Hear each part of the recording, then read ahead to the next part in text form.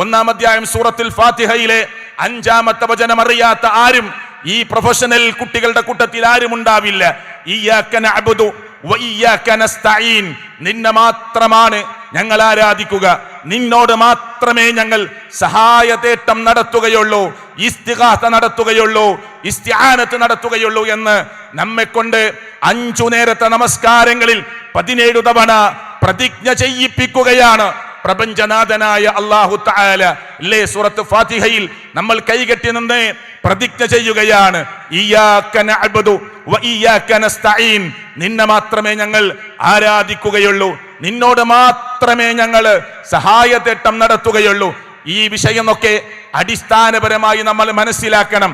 അവിടെയാണ് ലാ ഇലാഹ ഇല്ലല്ലാഹ് എന്ന ആരാധനക്കർഹനായി അല്ലാഹു മാത്രമേ ഉള്ളൂ എന്ന ആ പ്രത്യേകമായ പ്രസ്താവനയെ നമ്മൾ പഠിക്കേണ്ടത്, പ്രത്യേകമായി അന്വേഷണത്തിന് തയ്യാറാവേണ്ടത്.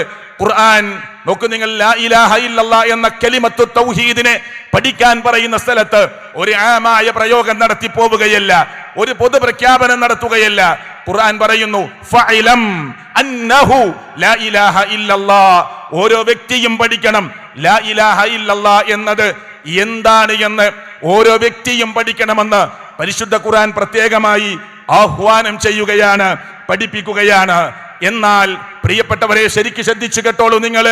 അന്നത്തെ കാലത്തെ ആളുകളുണ്ടല്ലോ, മക്കയിൽ മുശ്രിക്കുകളായി അറിയപ്പെട്ട ആളുകളുണ്ടല്ലോ, ആ ആളുകൾ റബ്ബല്ലാത്ത ആളുകളോടും വ്യക്തികളോടും പ്രതിഷ്ഠകളോടും പ്രതിമകളോടും പോയി സങ്കടം പറയാൻ, പ്രയാസം പറയാൻ, പ്രാർത്ഥന അവിടെ മുമ്പിൽ വെക്കാൻ, ഇബാദത്ത് അവിടെ മുമ്പിൽ വെക്കാൻ പല ന്യായങ്ങളും അക്കാലഘട്ടത്തിൽ അവർ പറഞ്ഞിരുന്നു.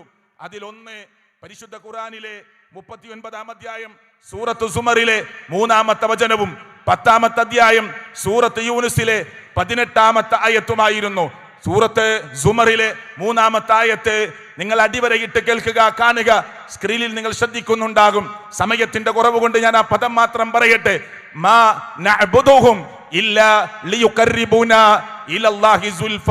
അല്ലാഹുവിലേക്ക് ഞങ്ങളെ ഒരടുപ്പം അടുപ്പിക്കുന്നതിന് വേണ്ടിയാണ് ഞങ്ങൾ ഇവരെ ആരാധിക്കുന്നത്, അതിനു വേണ്ടിയല്ലാതെ ഞങ്ങൾ ഇവരെ ആരാധിക്കുന്നില്ല.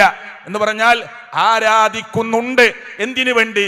നമ്മൾ ദോഷികളാണ്, നമ്മൾ പാപികളാണ്, നമ്മൾ ദൂരെ നിൽക്കേണ്ടവരാണ്.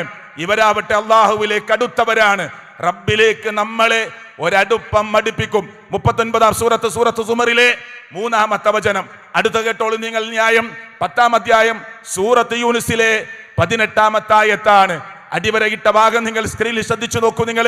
ഹൗലാഇ ശുഫാഉനാ ഇൻദല്ലാഹ്, ഈ ഖബറിൽ കിടക്കുന്നവരാകട്ടെ അല്ലാത്തവരാകട്ടെ ഞങ്ങൾക്ക് വേണ്ടി അല്ലാഹുവിന്റെ അടുക്കൽ ശുപാർശ ചെയ്യും. ഇവർ പറഞ്ഞ ന്യായമാണ്. ആര്?